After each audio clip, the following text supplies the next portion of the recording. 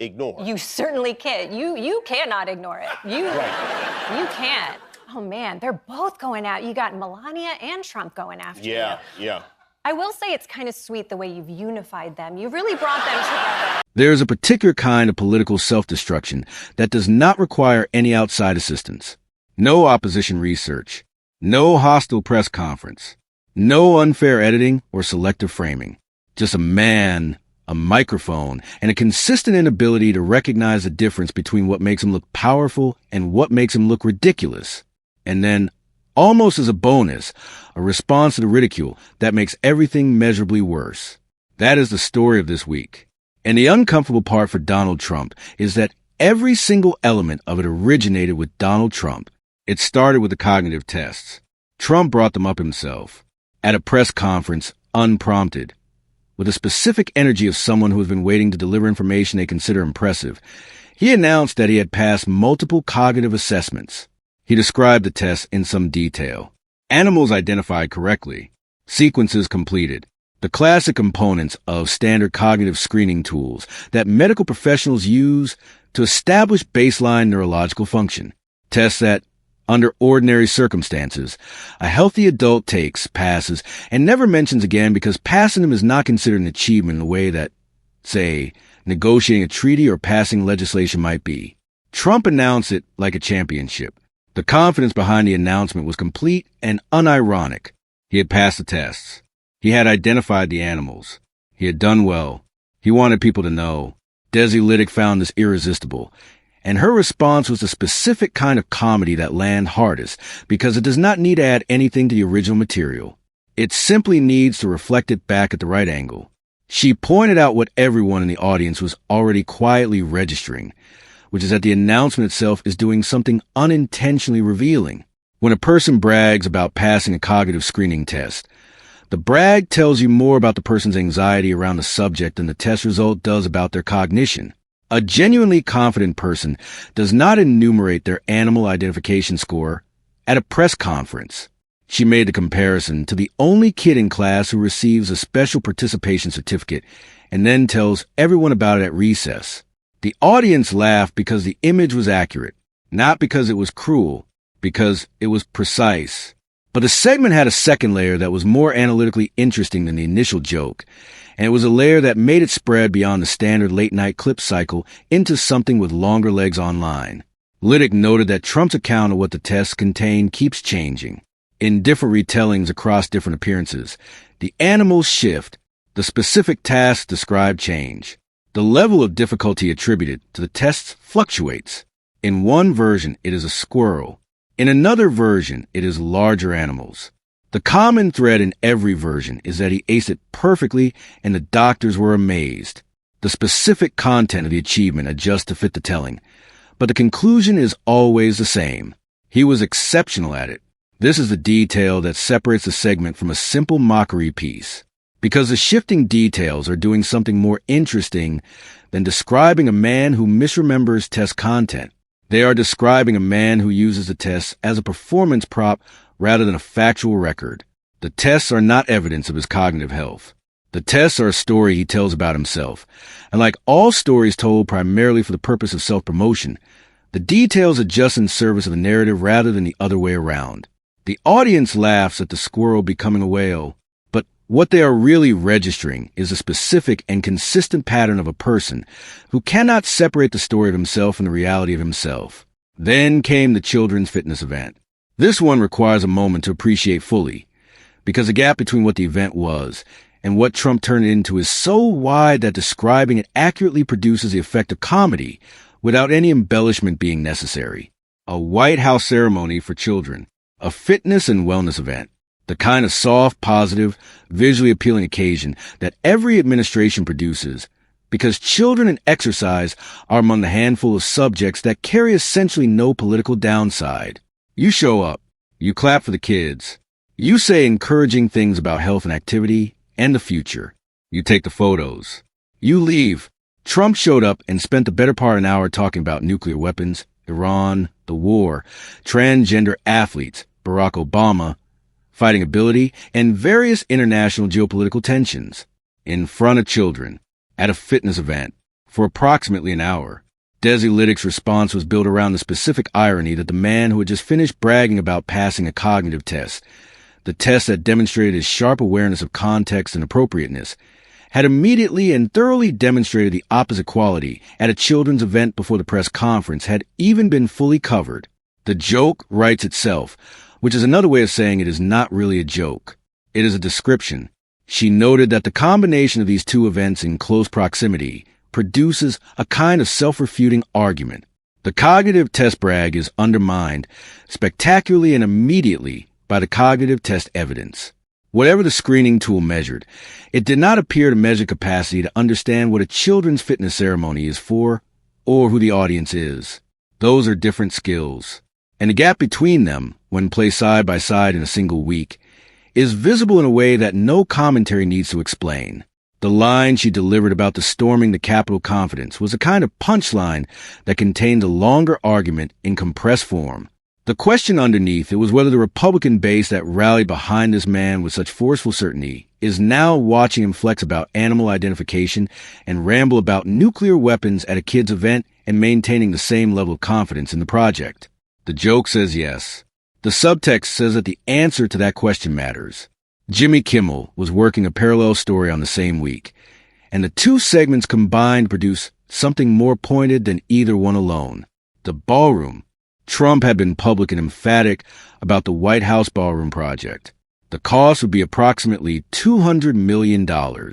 Private donors, his billionaire friends and supporters, would cover it entirely. Taxpayers would not contribute a cent. He had said this multiple times in multiple formats, not as a vague intention or a preliminary estimate, but as a commitment presented with the confidence of a done deal. The reporting that Kimmel built his segment around described something considerably different from that commitment. Republicans were reportedly working to direct over $1 billion in taxpayer funding toward the project, with the expense characterized under the category of security upgrades, a framing that conveniently packages a ballroom renovation inside the language of non-negotiable government necessity.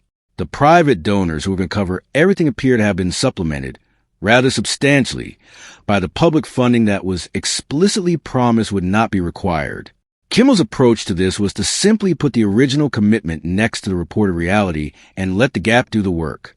Not a cent from taxpayers. Over $1 billion potentially from taxpayers. Those two statements exist in the same public record, separated by a period of months. The gap between them is not a matter of interpretation or political framing. It is arithmetic. The ballroom story connects the cognitive test story and the children's event story through a single through line that Kimmel and Lydic are both pulling on from different ends. The through line is a relationship between Trump's public statements and demonstrable reality, not whether he is a good or bad president in a policy sense, whether what he says corresponds to what happens, whether the commitment matches the outcome, whether the story told Monday shows up intact on Wednesday. In all three cases this week, the answer was no. The cognitive test framing did not hold up against the children's event behavior. The ballroom financing commitment did not hold up against the reported funding mechanism. The various accounts of the test contents did not hold up against each other. None of this was surfaced by investigation. It was all publicly available. The press conference was recorded. The fitness event was recorded. The ballroom commitment was documented. The funding reporting was published. Kimmel and Lydic did not need sources. They needed a subscription to basic news services and adequate clip libraries. Trump's response arrived on Truth Social, as it reliably does when the late-night coverage reaches a level that registers as a genuine irritant. Talentless failures. The network should fire them. The coverage is unfair, biased, and beneath the dignity of serious discourse. Kimmel addressed a demand for his firing directly and without apparent distress. He noted that if the White House genuinely wanted to lower the temperature on hostile rhetoric in the public conversation, the request might land more credibly from an administration that was not simultaneously posting about the same things at 11 at night. He said it calmly, without raising his voice, which is a specific technique that makes this kind of response land harder than an angry one would. Lydic had been here before. She noted on air, with some amusement, that the segment was now being sponsored by Donald J. Trump, in the sense that his name was attached to it, whether he wanted it to be or not. She mentioned she had not seen any financial compensation for the sponsorship. She did not expect to. The dynamic this produces is one of the consistently underappreciated elements of the Trump and late-night relationship. Every time he responds publicly and angrily to a segment, the segment gets a second wave of distribution.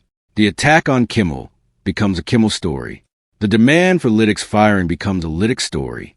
The Truth Social posts calling them talentless failures are themselves material for the next night's monologue. He is not suppressing the coverage. He is amplifying it, then funding the amplification with the emotional energy of someone who cannot do the cost-benefit calculation while the rage is running. This has been true across years of the same cycle. The post happens. The segment spreads. The clip goes viral. The comedian gains audience. Trump posts again. The clip spreads further. This is not an accident that keeps recurring. It is a pattern that reveals something specific about the limits of a communication strategy built entirely on dominance and volume. Dominance and volume work when the audience is afraid, deferential, or persuaded that the alternative to agreement is too costly. They do not work on comedians who are constitutionally indifferent to the volume and have been living inside the threat cycle long enough to know its exact shape.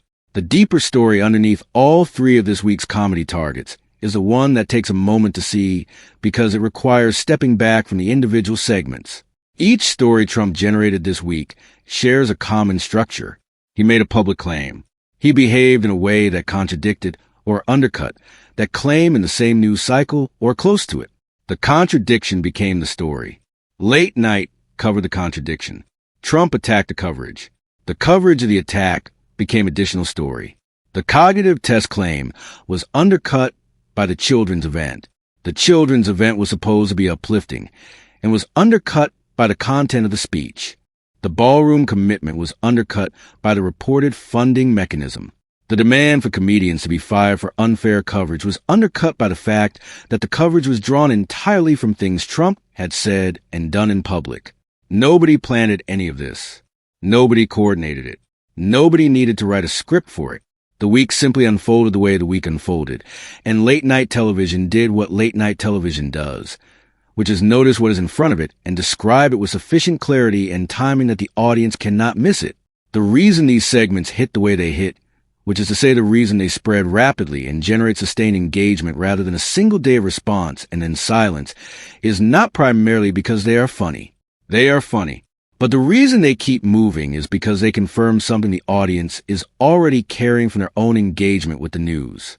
They are not learning new information from Kimmel or Lydic.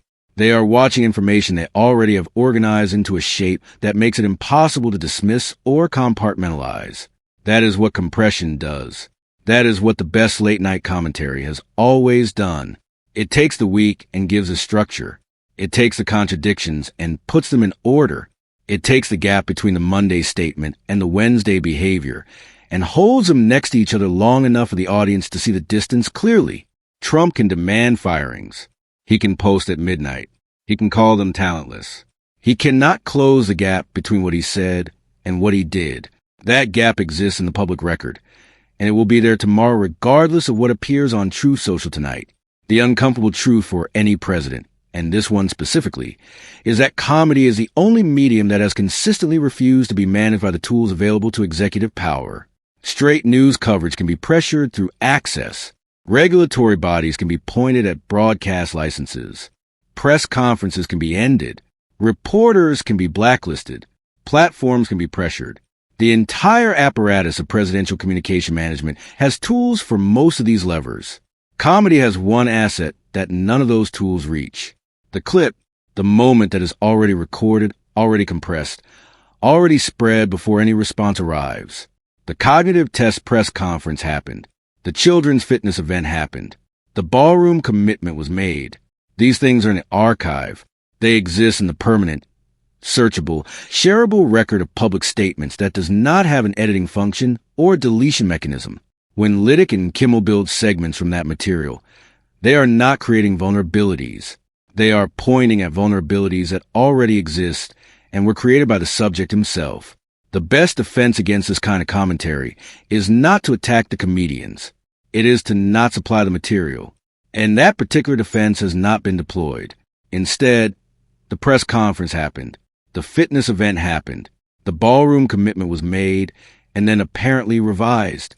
And this week, as a result, two of the most watched late-night voices in the country had 90 seconds each of pure, self-generating, archive source material that required nothing but good timing to make it land. It landed. It always lands when the material is this clean.